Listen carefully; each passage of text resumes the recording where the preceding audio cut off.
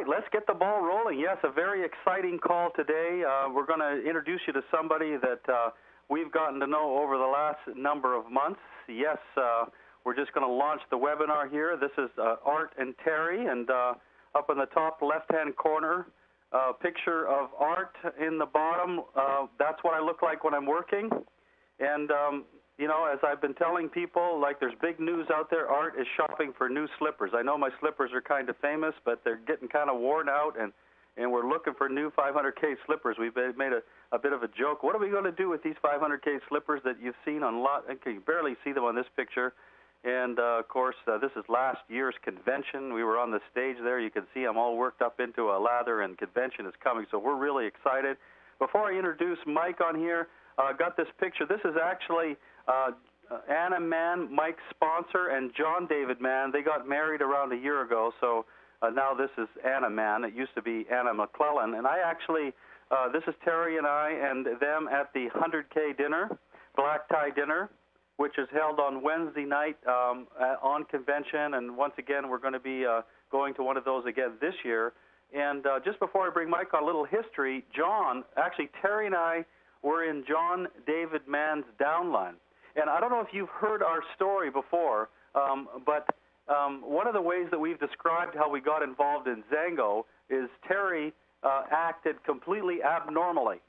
In other words, when I watched the Joe story on the video on, it actually was the My Mangosteen Team website, she saw that video with Joe and said, let's get in. You know, this is it. And that was a very unusual thing for her. I've talked about this on some of my live presentations.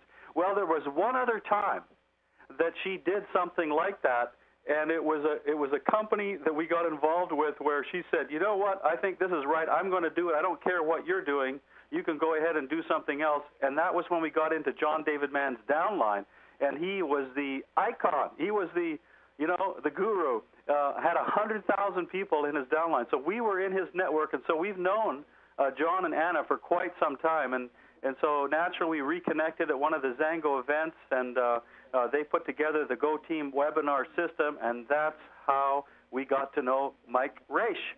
And wow, Mike, what a guy he is. He's the kind of guy every leader would love to have on his team. I said to Terry last night, I wish we had a Mike Raish on our team. I mean, he's so dedicated. He's good with putting together PowerPoints, webinars. He can do all the technical things. He's great on the phone.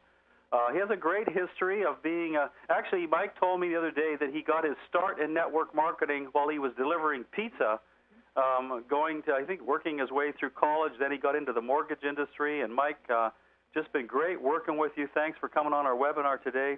How are you doing out there? I'm doing great. Art, can you hear me okay? Yeah, I can hear you. So really, did you start in this industry while you were delivering pizza? I did, actually. I delivered pizza all through college and started my first business actually during my 5th year of college. I crammed 4 years of college into 5. I guess I just liked it so much. And, you know, once I started into network marketing, I couldn't wait to graduate. I only went to college about 40 minutes from my house, 50 minutes maybe. And I was coming home all the time. So that last year I was just putting in my time to get done. And, you know, to be honest with you, had I saw network marketing a couple years earlier, who knows, it could have been a little bit different story. You know, what we were laughing about is that my son worked his way through college delivering pizza. And he got through college without any student loans, without us really providing with a lot of money because we didn't have any. So it's interesting. So there's your family. Funny. Just put some CDs in, listen to music, and put your funny outfit on and deliver pizzas. Yeah, here's some pictures of you and your family here, and you got a couple boys, it looks like. I got identical twin boys, Carter and Connor, who are on the right there, and then our newest addition, Max, is in the middle. He's 15 months old. Okay. Well, thanks for coming on. Whoops, there's the first slide here, Mike, and you know, this is part of what people will see when they come on one of the webinars. Just to give you a little bit of a background here, the Go Team webinar team is put together by Mike Raish and Anna Mann and John Mann and John Stetler. That's part of their whole team. And so this is from one of the overview webinars. This is one of the things that we present. And Mike, Eric Welsh and myself, we do the Wednesday night. Let's see, John David Mann usually does the Thursday night, Anna does the Tuesday night, and you fill in on the Wednesday mornings and Saturday mornings and so on. So this is from one of those slides. What is the most, so let's get into this. Why don't you cover some of these slides, Mike, and then we've got some points where we're going to open it up and have some discussion. Definitely. If you've been on the webinar before, people always, they come to looking at this industry from a lot of different perceptions. And one of the reasons we started doing the webinar was because, I love websites. I use my MyMangosteen website all the time. I use CDs all the time. One of the challenges was people were coming away from that going, okay, the company sounds great, the product sounds great, so you want me to go out and sell juice. So that's my job, is to have juice samplings and things like that. So we put this in here, and excuse me, this is one of the things that Anna taught me early on.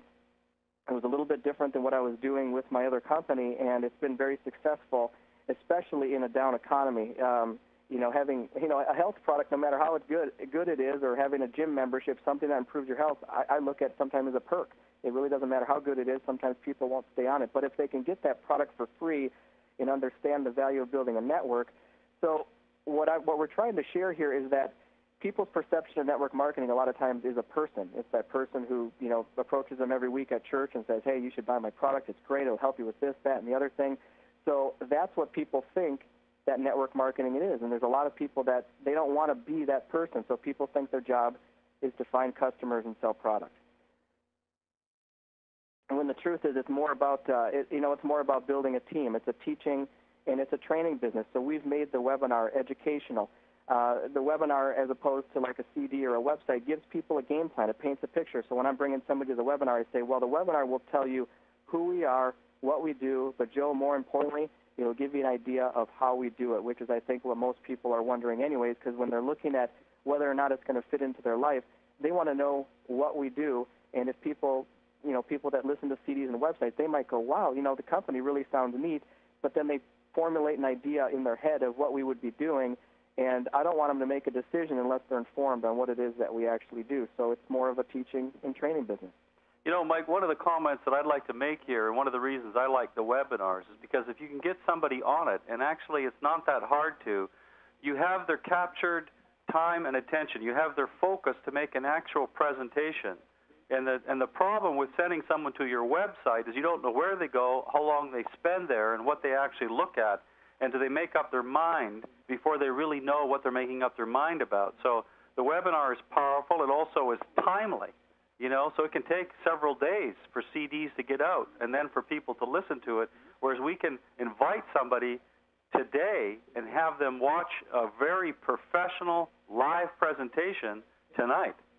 So urgency. Yeah, it's exactly why we do it live. I get emails, and finally, if you've been to the website under the Contact Us section, I put a little blurb there that says we don't make them available for archives, because after the first month or so, I received about 100 emails asking if they could, just send a link out to people. And the reason we don't do that is because a lot of times people won't watch the whole thing, or they'll get to it later. But when it's an appointment at a set time, and that's why we do it 6 times a week, people will make it a priority to be there. And once they are there, they'll watch the entire presentation.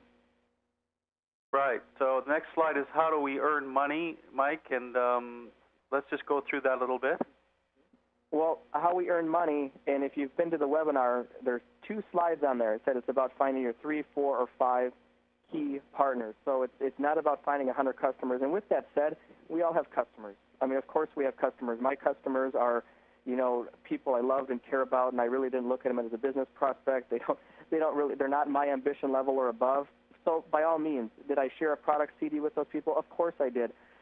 People sometimes look at the opportunity and they say, you know what, Mike, the timing's not right, but the products sound great. So getting customers is never going to be an issue, but you always have to keep that in the proper perspective. For people that, join Zango as a customer, even if they sign up $35 and become a distributor, the retention on those people isn't going to be nearly as high as somebody who has a vested interest in building a business. So we start by finding those 5 partners, and I always tell people, what if it took you 3, 4, 5 months, one a month, let's say 5 months to find 5 good partners, and it took you 5 more months to duplicate that one more time, and then 5 more months, maybe you're at 15 months. Well, look what happened in those last 5 months. Your income went up by actually, if you do the math on the Zango compensation plan, those last 5 months, your income went up 9 times. And so when it comes to building your business, that's why we always talk about the first 6 months as building a foundation. It's about identifying those 3 to 5 key partners who want to build a business. Yeah, and what I've told people, what if it takes you 3 to 5 years to find your 3 to 5 big leaders? You know, they could still be a 500K at the end of 5 years. So the 3 to 5 partners that want to build a business, this becomes then what you call the job description, because what you're doing here is you're helping people focus. And by the way, some of the stuff we're going to be talking about today applies to all the different kinds of markets that there are out there, not just to the radio. But what you're trying to do here is focus on exactly what it is you want, you know, because you're wanting business partners, people that you can build a team with, right?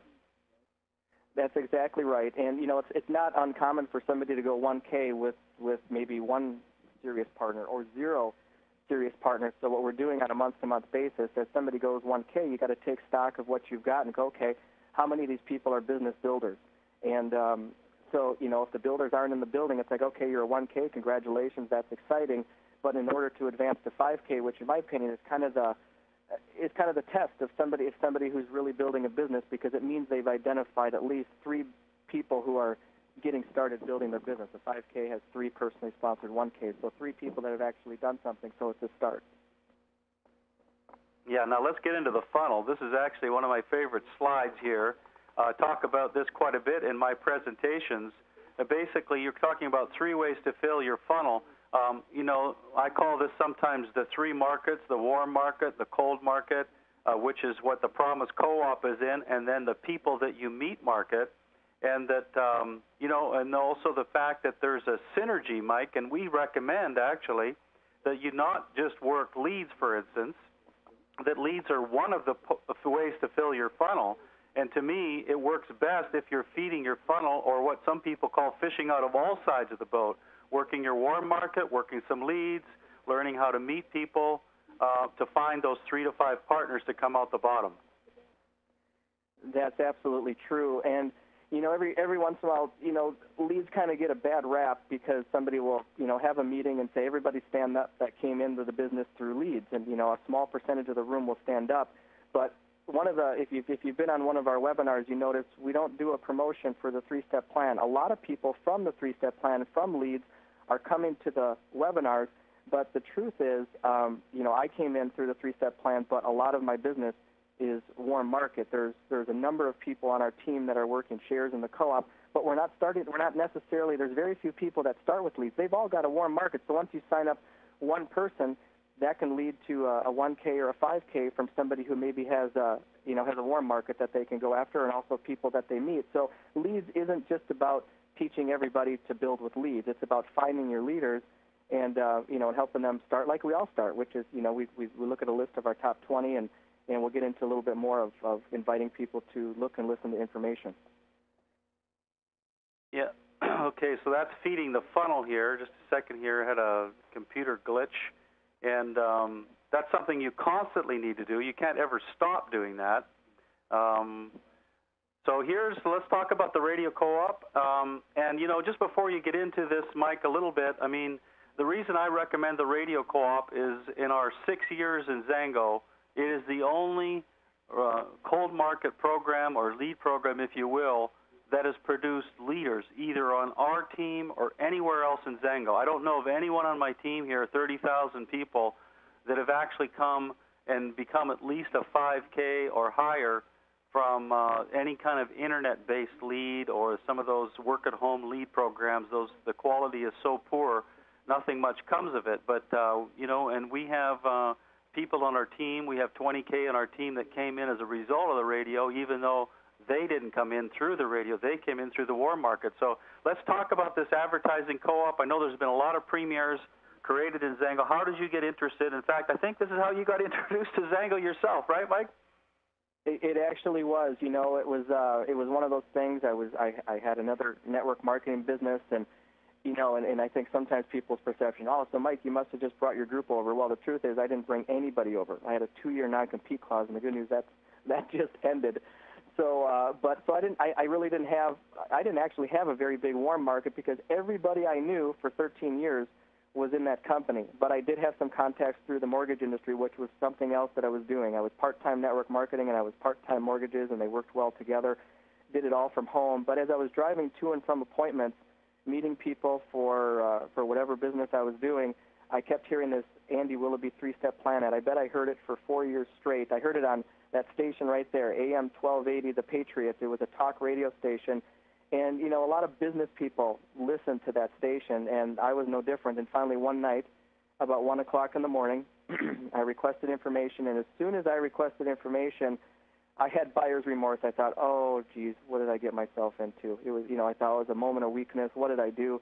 And that's when Anna called me, and she kept calling me for probably a 30-day period. I bet she left me 7 messages. And, you know, and the truth is I don't always leave 7 messages, so I'm so glad she did. And I think it was about a week after she left her last message, it was my wife that said, you know, why don't you just give her a call and see what it's all about?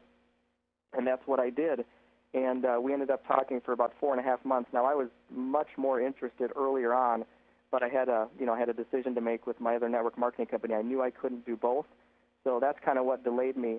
But, you know, I was called by a pretty special person. I mean, you talked about who Anna is, and obviously I met John, and I met John Stetler and things like that. But the advertising co-op, what kind of intrigued me, and I didn't start. I started with my warm market, was at the time I think it was primarily radio advertising, but now they advertise in the upper left. That's the family network. That's television. So now the three-step plan, as of I think February, is now on television. In the lower left, it's just one of the publications. It's Homecoming Magazine.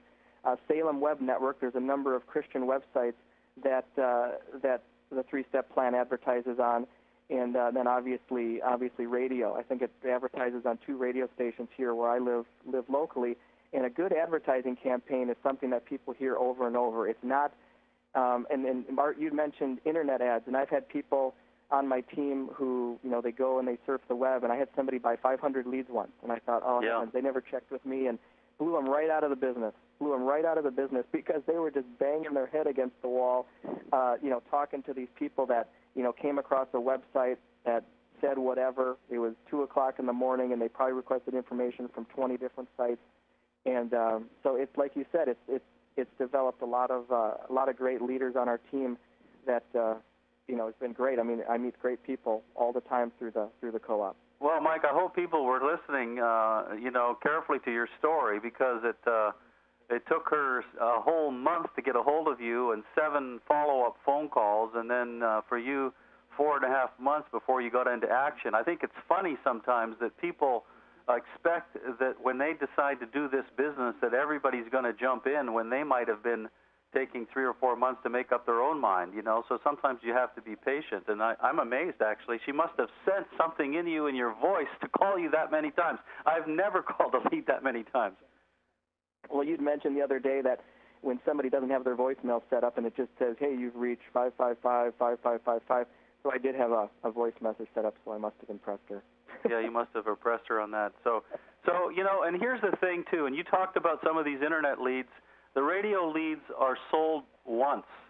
And, yes, it's occasionally can happen that if you don't call them back right away, they can call in and get back in there. But on the internet leads, sometimes they're sold 10, 15, 20 times. And by the time you get to them, they feel like they've been attacked. And so they don't even want to talk to you.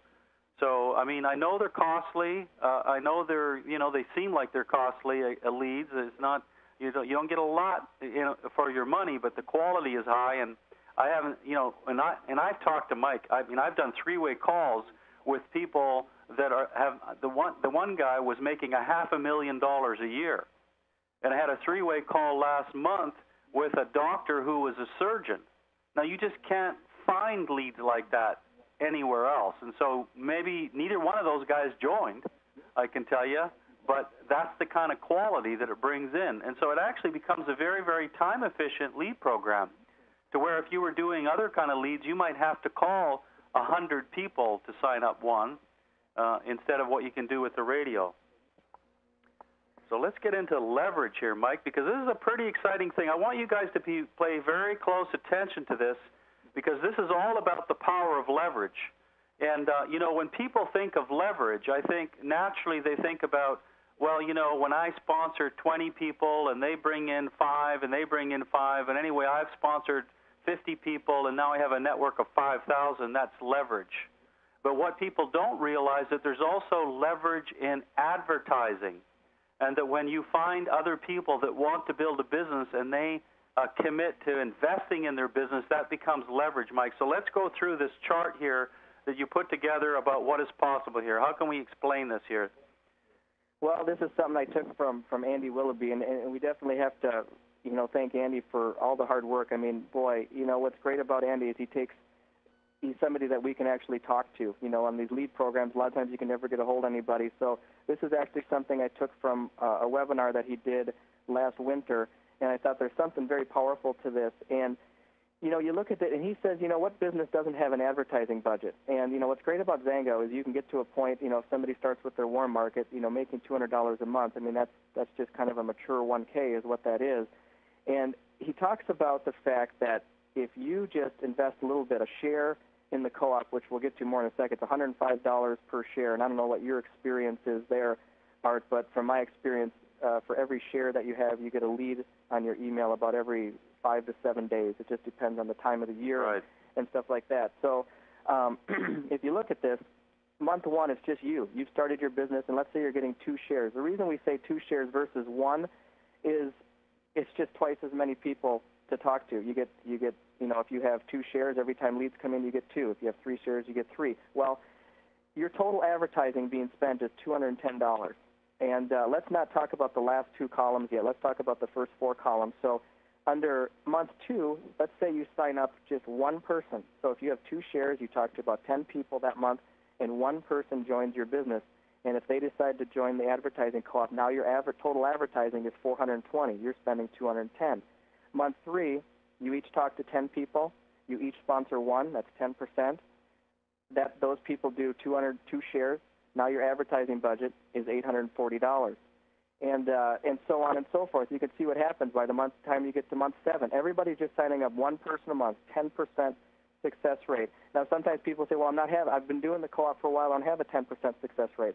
We're going to give some training on that tonight where I think that a lot of people can have a 10% success rate. So by the time you get down to month 11, it's just everybody bringing in 1 person, spending $210 a month for advertising, part of the co-op. By the time you get to month 11, even if it's a fraction of that, the total advertising is $215,000. And just to, you know, to put that in perspective, you know, if you look at a month like month 6, if you're getting whatever 5 leads per share per month, and month 6, that's 150 people that have said, hey, I'd like to take a look at something coming into your team every single month. And I think, you know, we talk about warm market, meat market, and leads, and they work together. But, you know, what's nice about the co-op is, you know, especially when I first started, you know, when leads show up on my email, it's like Christmas. Like, great, man, you know, it's been a busy week, and maybe I haven't, you know, gotten out there or made some of the phone calls, but I've got people that I'm calling every single week. So people on my team that are working the co-op at least a couple shares, they always have something going on. And then if you look at the right 2 columns, again, that's just signing up 1 person a month. It's basically just doubling every month is all it's doing. Month 1, you've got just you. Month 2, there's 2, then 4. And whenever they get in, that's just the new volume. That's not the accumulative volume. By the time you get to a month 11, right, it's 204,000 in volume. And again, is it going to happen like that? Probably not. But let's just say it's 10% of that, and by month 11 you have 20,000 in new volume. You know, I mean, just taking a very small percentage of that. So it's the power of leveraged advertising. Yeah, and what we're talking about here is you're investing $210 every single month, but as new team members join and they invest, then that increases your advertising budget to where this is leverage. You're investing $200, and down here $6,000 is being invested in your business. That's leverage. Now, the other thing I want to point out to you, and here's where the trap is, and here's where the problem lies. I think we have 2 problems here, and, you know, I'm a pretty straight shooter, Mike. And so I don't like to mince words here. I think we got 2 fundamental problems here. Number 1 is that people come into the radio co-op and their skill level's not that high, so they're not really that good yet at talking to people. and maybe they haven't worked their warm market enough to really get comfortable on the phone. So there is a skill to this. There's no question about it. Now, I think Mike's system eliminates the skill as much as possible, but you still have to learn to connect to people. The other problem that you can see here is that even though this, can be a very powerful leverage program, it can still take you a number of months here if you accumulate all of your volume just from the radio before you even break even on the radio. And so people, I think, are looking to make a profit on the radio. You're not going to make a profit in the first month or 2 months or 3 months. It might be several months. And so you've got to have that advertising mentality. You can't think of this as like a telephone bill or a household expense even. You have to think of this as an investment. And if you don't have an investment mindset and you don't have investment capital for this, maybe the radio co-op isn't for you. That's exactly right. Yep, and it's why I like to encourage people to start with their warm market, and I think it was probably my 4th or 5th month that I started with the co-op. So I agree, and I appreciate you sharing that with people, because I'm real straight with people too when they're starting the co-op. Is that you're always going to grow quicker initially with your warm market, because these are people that know you and a lot of times trust you. They don't need, when you're working the co-op, these people don't know you, so they're checking the business out as much as they're checking you out. So sometimes the curve is a little bit longer. So I agree with that, Art. Well, let's get into the process here, because it all starts with the invitation, Mike. It definitely does. And, inviting people to a webinar from the 3-step plan's not a lot different than your warm market, although I would say it's a bit of a softer approach. You always got to remember that a lot of these people are hearing an advertisement on places like Christian radio, homeschooling magazines, Family Network, and things like that, and on the radio they're hearing Andy Willoughby, who has a very approachable demeanor, the way he comes across on the radio and stuff. So in a sense, they're expecting to meet somebody who's very, very nice. So it's a different type of posture, and people always ask me, well, what are your 3 steps? Well, that's kind of an interesting thing. One of the things that we put into the webinar, if you've been on a webinar before, step 1 is the invitation, step 2 is we let the tool make the presentation, and step 3 is the follow-up.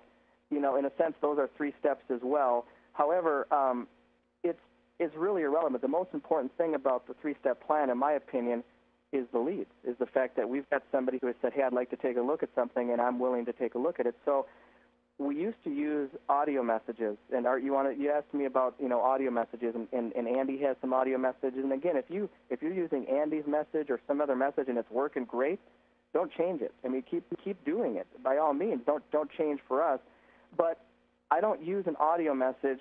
The first piece of information is actually the webinar, because I was finding that I was losing some people in the audio message because they were maybe hearing the term network marketing or about a fruit juice, and they were formulating this opinion in a 5-minute message in their head, which really didn't represent what we do. So I felt like I was losing a few people.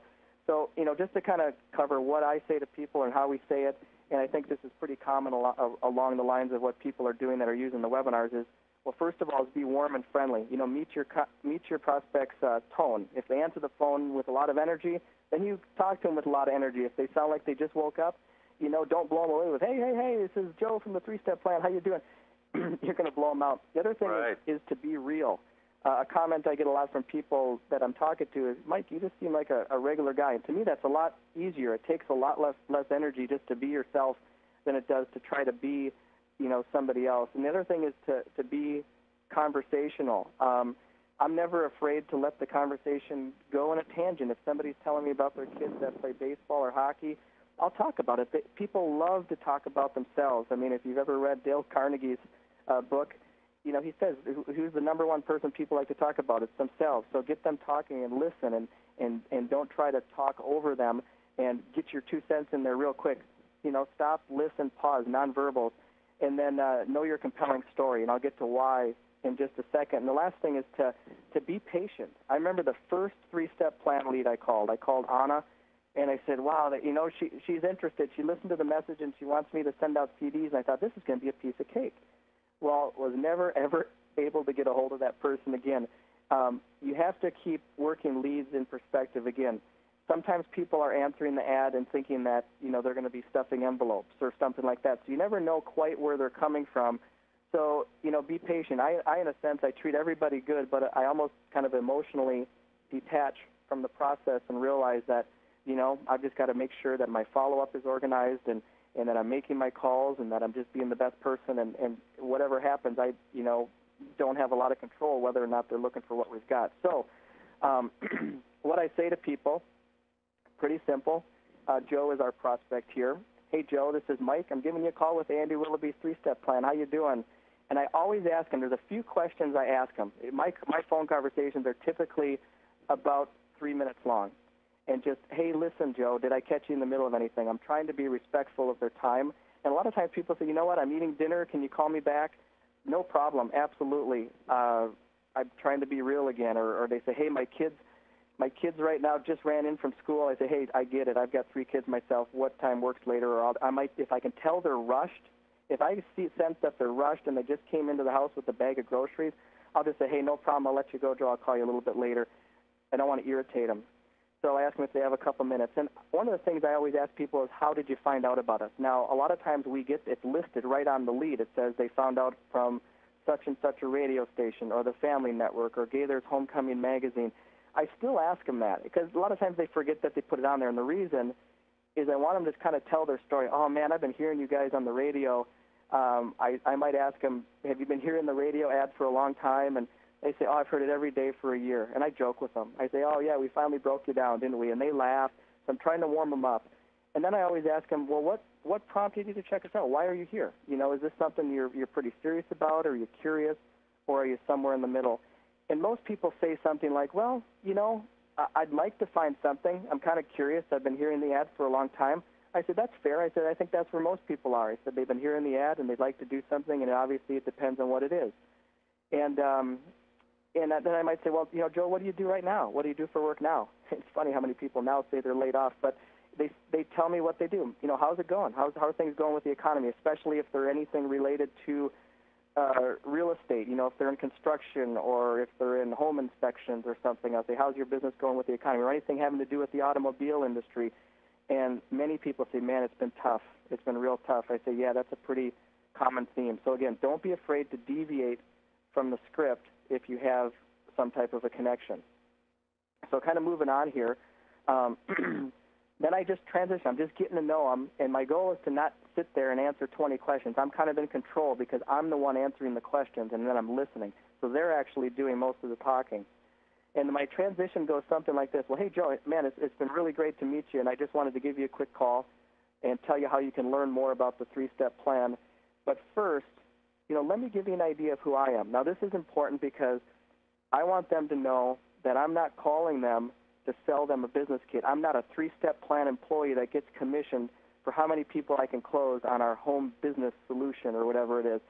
So I say, I'm actually somebody who's building a business with the three-step plan.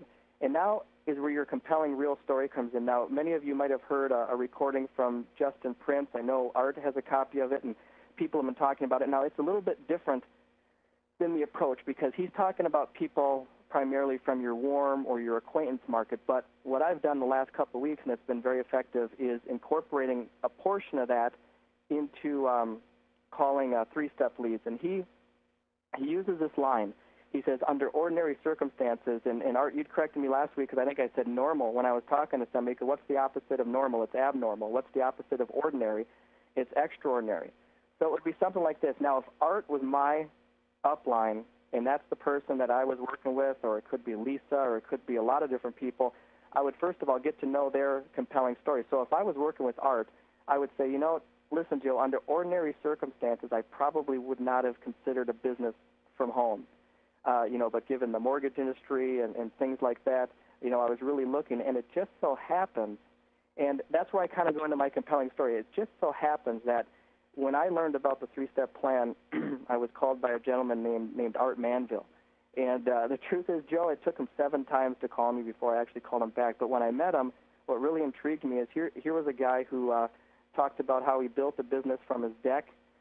He wore his slippers, and he's literally built a multi-million-dollar international business, from working from home. And my attitude was, gosh, anybody that's ever accomplished that is worth talking to. And that's really all I say. There's, when it comes to my warm market, I think I'd say a little bit more posture, and we talk about, hey, I've got 5 people that to work with, but that's really where I stop.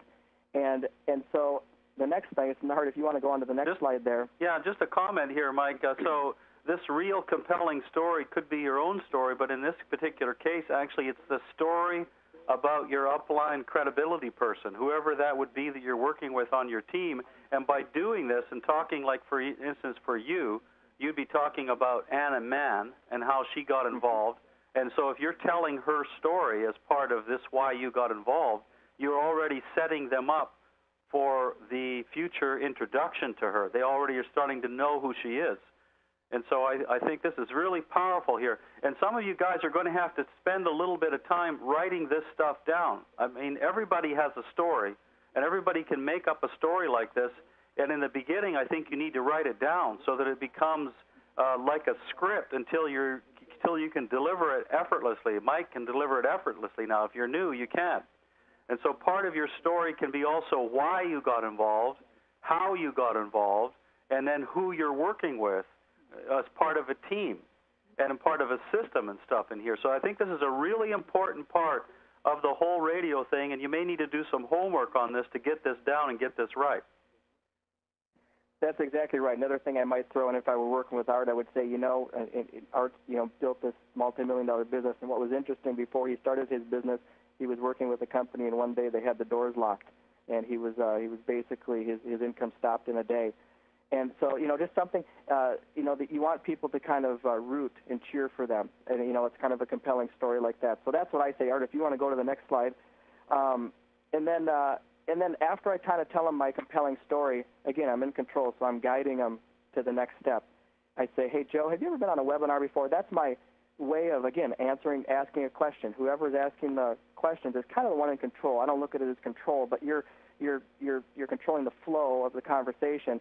And if they've never been on a webinar, explain what it is. Hey, listen, no big deal. It's basically just a live presentation you can watch and listen to right over your computer. And Joe, that's actually your first step. We, if you want to learn some more, that's your first step.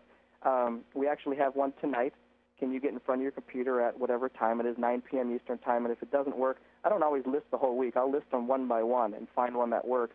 And I say, great. Well, the webinar will actually go into great detail about who we are, what we do, and more importantly, how we do it. In fact, whatever webinar they've chosen. In fact, on Tuesday night, that woman, Anna, who I told you about, she's actually going to be the one presenting, so you'll get a chance to hear her. And that's, or you get to kind of know different upline stories and stuff like that. So as you kind of get to know them, you can maybe put a little commercial in of who they are, what their compelling story is. So on the next slide here, see here. There we go. So, and then confirming the appointment. So, Joe, what I'm going to do is I'm actually going to send you 2 emails. One will be your confirmation, and I might take a moment there to explain, where the confirmation link, and when they click it, you might have to install a small piece of software and how it's totally safe. Because what I'm actually doing is I'm going to GoTeamWebinar.com, and I'm doing the reservation process for them. So one will be your confirmation, and one's going to be from me in case you need to get in touch. If you have any technical difficulties or anything, just pick up the phone and give me a call. I can walk you through it. And I actually recommend clicking the link about 15 minutes before it begins. And, Joe, I just ask you one favor. If for some reason you can't make the webinar, just let me know so I can open up that slot for someone else. Our webinars can fill up, so, I wouldn't want somebody to miss it. So if you could just, drop me a quick email or give me a quick phone call, we can get you set up for a different webinar. Sound good? Great. Thanks. And that's pretty much the conversation. Art, I don't know if you have anything you want to comment on that, but setting the follow-up. I'm sorry. Right before I'm done, it's Joe. I'd like to get in touch with you while the information's fresh in your mind. Should I call you right after the webinar, or is there a good time tomorrow? And so great. We'll just talk for a few minutes. Assess your interest level, and if you like what you've heard on the webinar, I'm just going to send you some more information. And the key to that is you're not calling back to get a decision. I'm trying to, in a very subtle way, let them know that we're not calling back to get the answer. And sometimes you might say, hey, I'm going to call you back. I might even introduce you to Art, but hopefully you've made whoever's calling back with them, real and personal and not the guru. A lot of times people miss 3-way calls because they're completely intimidated, saying, I'm going to call you back with Art Manville. Art's one of the top dozen or so producers in the entire company. He's got a multi-million-dollar business, so me and Art will give you a call back and get your questions answered. They're totally freaked out because they think Art is so sharp that the reason they don't answer the phone isn't because they're not interested. They don't answer the phone because they think Art is so sharp that Art's going to close them, and they're not ready to be closed yet, so they avoid the phone conversation. And that's sometimes why people don't show up for three-way calls. Yeah, so you got to be really careful how you present that. Mike, this whole follow-up thing, I have used an example in the past. Like, this is like the setting up the follow-up. This is like you're done with everything. You've completed with your whole process. You've got them lined up for the webinar, and it's like you're just about ready. It's done well when it's just so casual. When you're just about ready to get off the phone, and you say, oh, listen, Joe, listen, well, it's fresh in your mind. Can I call you right after the webinar? Let's touch base. I don't want to forget about you. You're important to me, and so let's connect right after or on a certain time. And it's kind of the last thing you do before you get off the phone. It works really well that way. Definitely. Okay, let's see. What do we got next here? Then is, of course, then comes the presentation. Yes, the presentation, and you've got three things here, and there's probably, I don't know, some other presentation tools, but on the left you've got CDs or DVDs, on the right you've got websites, and again, one of the reasons I like to lead with the webinar as much as possible is because it explains this.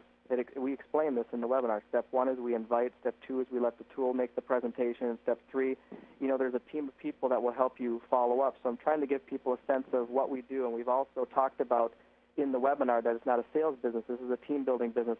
A CD doesn't really do that very well. A website definitely doesn't do that. All the website does is talk about products and people and company, which is great when they're looking at Zango in the right frame of mind. So what I'll do is once I know somebody's been on a webinar, I'll do a three-way call as soon as possible. And just people, what are the three steps? Obviously it's invite, present, follow up. But if you really wanted to explain somebody the three steps as far as looking at Zango, they're get on a webinar. If they like what they've heard, you're going to send some more information, which is step two, which would include your website and CDs. And then the third step, but they're not necessarily in this order, is the three-way call. And don't take that literally that you've got to send them a package and get the three-way call after they've received the package. You really want that three-way call to happen as soon as possible. I mean, it could be right after the webinar, but a lot of times it could be within the next 24 hours. So when you're calling these people back, it might not always be possible to have a three-way call set. So you want to have a plan of attack when you're calling people back so that you don't get stuck answering lots of questions, because your goal is still to bring that three-way call, build with the outside, with the outside credibility. So when I call somebody back, or I teach my people, if they were to call them back right after the webinar, and maybe I can't do a three-way call because I'm doing it with somebody else, I'll just say, well, call them back and just say, hey, hope you enjoyed the presentation. Joe, just wanted to give you a quick call. How you doing? Hope you enjoyed the presentation. I've definitely got some more information on a website I could send you. Is it something you'd like to take a look at? And the website will go into a lot more detail on the company and the products and stuff like that. And most of the times people just say, yeah, that sounds good. And also, you know what, Joe, you know what I'd like to do, you know what we need to do next? So I'm not asking them, I'm kind of guiding them. Remember that guy, Art, I told you about? Man, I'd really love to introduce you to him. Like I said, Art's just he's a great guy. He's built a huge business, but he's as normal as you and I, and he's built most of his business just sitting on his deck. So what's your schedule look like over the next 24 hours? I'll set it up and just give you a quick introduction, and if you got a question or two, that would probably be okay as well. So in a sense, I'm not saying, hey, come with your notepad and all your intelligent questions and stuff like that. A lot of times I've found out that the real questions don't always come out until about the second three-way call, once they're kind of warmed up and say, hey, these are good people and things like that. Well, let's stop here, Mike. I want to emphasize this because this is something I had not heard of before that I think is really quite brilliant, is to where, you don't wait for the three-way call to do the follow-up. You should do that as fast as possible, but you really don't have a big agenda there. You're really just saying, I know you want to get some more information. Can I send you a link to my website? And then you're looking to set up the three-way. So you're making like really almost a touch-base call there. It's exactly right, because, sometimes webinars and things, they get pretty late, especially for East Coast people. And they might have watched the webinar, been interested, but then they're looking at their watch going, man, I got to get up at 5 o'clock tomorrow. So they avoid the phone call, and then they feel bad. And by the way, you know, it's one of the things too is when you're leaving messages for people, it's very critical how you leave messages. Let's say I have a three-way call set up with somebody and they miss it. You know, what I say right there, I never want to make them feel bad, even in a subtle way. I would say something like, hey, Joe, how you doing? Mike Raish here. Hey, man, sorry I missed you. I just had a little note here to call you at 11, but trust me, I know how things come up. My wife and kids keep me pretty busy. So tell you what, why don't you give me a call back if you got a few minutes? Otherwise, you know, I'll check back with you tomorrow. Thanks, Joe. So I don't want to ever, ever, ever make them feel bad. Or even if I'm calling new leads, if Anna would have ever found it irritated that I didn't call her, I probably would have never called her back. So there's never a place to make somebody feel bad. I might leave a message after 4 or 5 times and just say, hey, man, Joe, hey, listen, just want to let you know, I'm going to drop you a quick email. If you want to let me know if there's a good time for us to connect, you know, and obviously if for some reason you're just not interested, it's okay, you know, just let me know. And I did want to let you know, though, however, that the door is always open, and don't, you know, feel free to contact me at any point in the future. It's been a pleasure meeting you. And that's it. If I call that my final message, and sometimes I do give up on people and kind of let them go, but it's amazing how many people have actually called me back on that message or emailed me, no, Mike, I'm actually really interested. Life's just been crazy. This has happened and that happened. Can you call me in October or whatever, something like that? Yeah, so three-way call is next, and that is really important because that sets up the whole teamwork thing, doesn't it? It does, you know, and you can bring your upline. I have a group of people that their upline goes with them. I mean, literally is with them. They'll call somebody and just say, hey, Joe, hope you enjoyed the presentation. Like, hey, listen, remember that guy, you know, so-and-so I was telling you about? I've actually got him on the line. You got a second to say a quick hello? And the goal isn't to get all their questions answered, really. It's just to give them a sense that you're working with some great people. And, you know, if we have a guy, Tim, who's almost a 20K on our team, and he does this all the time. And they'll just, you know, make a connection. Hey, how you doing? Nice to meet you. What do you do? All that stuff. And say, hey, listen, I said, you know, it's been a pleasure to meet you. Is there anything I can tell you about myself or the company? So it's just a very relaxed thing, and it might even be an opportunity to say, hey, I just wanted to say hello real quick. Love to talk to you more. You know, what's your schedule look like, you know, over the next 24 hours, and you can take a look at a website and we can reconnect again. So it's just giving him a chance to meet the team. And he said out of all the calls he's done like that, just bringing the upline on a three-way call with him, he's never had a negative experience, not once. You know, one of the things I like, Mike, I've been doing a lot of three-way calls with the whole system that you're talking about here. So people working the radio and even their warm market, bringing people onto the webinar, and then introducing them to me on a three-way call. You know, doing a lot of those now. And here's what I like about it, is that when I do the follow-up now, I'm basically coming on to edify and I'm telling my story. And I go through, and what I say to those candidates, if you will, I say to them, listen, I know that the number one question every single person has at this point in time is, how do you do this business? How do I do this business? And I say, you know, you've got to have systems in place in order to build a business like that. And in fact, guess what? You have just experienced a couple of our systems, not just one system, but 2 systems.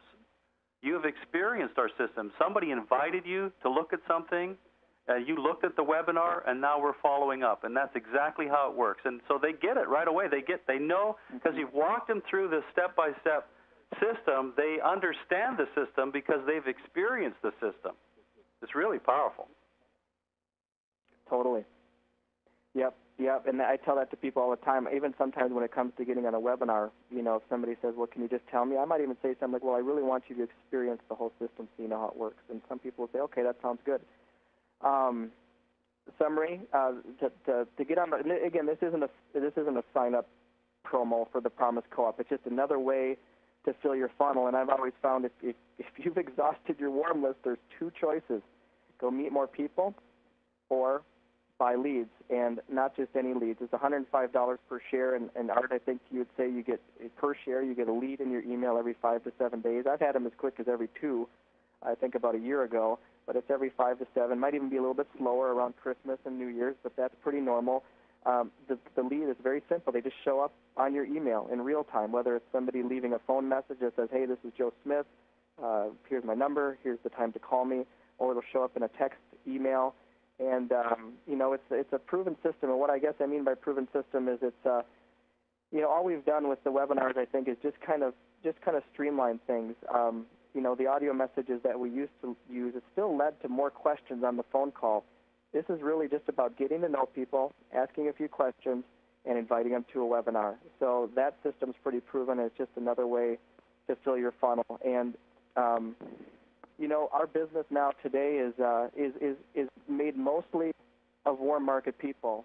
But I would say a large percentage of those people that came in through somebody's warm market are a result of working the advertising co-op. Somebody gets in through the ad co-op, but then they go after their warm market. And that's the way it's always going to be. It's not going to be everybody, working leads. But there's great leaders out there.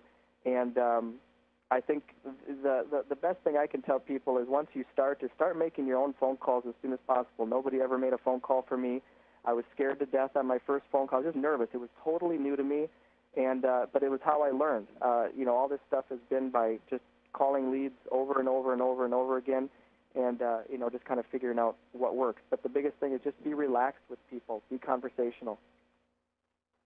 Well, Mike, I think it's a really incredible job you've done here. And what we're talking about here, I think, is a simpler way for people to do the radio co-op. And if you're nervous, then the less time you have to spend on the phone with that person, the initial call, the better. And so really they don't know anything. You're not trying to do any presentation. You're trying to connect. You're trying to develop a relationship, and you're inviting. And if you get them through this process to where they get invited to that webinar and they go through the webinar, I can tell you have a really well-informed, high-quality candidate to take on the next steps of the journey. And it's not necessarily going to close them. I don't think you should expect the webinars to close them, and I don't think we really want to close people, Mike. Really, what we're trying to do is build teams here, and so there's not a lot of incentive for us to try to get people in that don't do anything, and so we want to walk them through the entire process so they've experienced the whole system, I think. Yeah, and the other thing I do, people say don't prejudge people, but when it comes to working leads, I definitely prejudge people. I always rank people on a scale of 1 to 10, so let's say somebody does look at a webinar, and there are times where you can't get back in touch with them. My first question to myself is, how hard do I want to follow up with this person? Because, the thing about working leads is you can't control who answers that ads. There's plenty of sharp people that request information, but there's a share of people that probably are not your caliber and above. And you just have to use that and say, okay, probably not what I'm looking for. They can get on a webinar, and I might even say if I'm talking to somebody who is a total dud, I'll say hop on the webinar and, hey, listen, if you like what you saw, give me a call. And I'll give them my phone number, and I'm on to the next person. It sounds kind of cold, but, you still got to look for your 3 to 5 key partners. One of the questions we're getting, Mike, is whether that sort of script on the slides there has been written down on a document, or whether you just type that in there. I just had enough time yesterday to put it in the PowerPoint. I can I'll tell you what, I know there's some good people out here that are listening to this that are good at writing things down. If somebody's listening to this, if you could go ahead and transcribe that and send it to me in an email, I'll post that with this webinar. We're basically going to be putting this in our back office, and Mike will have it in his, and we can post someplace. Somebody that's good with a computer can type that out so we have it in a separate script, and we can get those steps. Oh, that would be great. Yeah, lots of questions about your scripts. Everybody's liking those. Okay, well, anything else, Mike? I mean, I think you've done a phenomenal job. Oh, well, thanks, Art. And it's funny here that I've got the same slippers I've had for 10 years, and my wife's bought me several different pairs, and I can't get away from these. So maybe when I go 500K, we'll have another slippers. We'll bronze them or something. The other question people are asking, what's this GoTeam webinar all about? And this is an old schedule here, so don't look at this, but GoTeamWebinar.com, and 6 webinars per week, all opportunity webinars. And then, of course, Mike has changed this around. There's also a Getting Started webinar that is on Wednesday night, and that teaches people basically the basics of getting started, but also how to use the webinar system in order to invite and present and follow up. So if you can read that, GoTeamWebinar.com, and we work with Mike and Anna on that. So that's phenomenal. Well, I guess, Mike, the last thing to talk about here, Well, I've got this slide of the presenters, and here are your Go Team webinar presenters, John and Anna, which we talked about. Eric Welsh and I do Wednesday night. We sort of are rotating now, and so Eric's turn is next.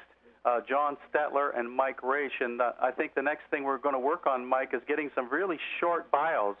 I've been trying to get somebody to put together a 3-line bio so that when you're inviting somebody to a webinar, you can invite them to meet the person because you know their story, and very short. I'd like you to meet somebody is better than just saying get on a webinar, wouldn't you think? Yeah, it's like they said, do you lead with the product or do you lead with the business? And it's like we say now, it's, we lead with people. It's like Justin Prince said, do you want to sell iPhones or would you like to meet Steve Jobs? Yeah, isn't that powerful? Mm-hmm. Yeah, so learn your presenters and get to know them, so that you can talk about them in a line or two, and we'll look to get a summary of that and post in our back office there. Well, Mike, this is the last thing I've got here to talk about. Do you like conventions? Definitely love conventions. Absolutely. This year is going to be just crazy. I mean, Chris Gardner from The Pursuit of Happiness, one of the most compelling movies I've ever watched, and he's going to be one of the keynote speakers. And then we got Doug Weed finishing it up on Saturday, and of course $1 Billion Basics on Sunday, which is just going to be incredible. So yeah, definitely do whatever you need to do to get there. I know people that were on the fence and just in the last 24 hours have decided to go. It's one of those things where it's hard to describe until you've been there. It's like explaining a color to somebody who can't see. Once you're there, you'll know why you made the decision and the sacrifice to get there. And this is my favorite slide to explain why convention, and this is how I'm going to close out here. That I think that if you had an absolute certainty about your business, which means that if you absolutely knew beyond a shadow of a doubt that within 12 to 24 months you'd be earning a 6-figure income, and you held that certainty day after day no matter what was going on in your business, how effective and excited do you think you would be when you were talking to people? And if absolute doubt, now not a zero would be somebody that didn't even join, but I'm talking about a 1 here is somebody who really doesn't think they can do it. I don't know enough people, I'm not smart enough, I'm not good enough, I don't think this is ever going to work. Naturally, there's nobody on the phone here even would take the time to listen to this that's a 1. So the rest of us are all in here someplace. And the problem is that this fluctuates too. Some days you're a 3 and some days you're a 7. If you just signed up somebody, you're a 7. If you haven't signed up anybody in 90 days, you're probably a 3.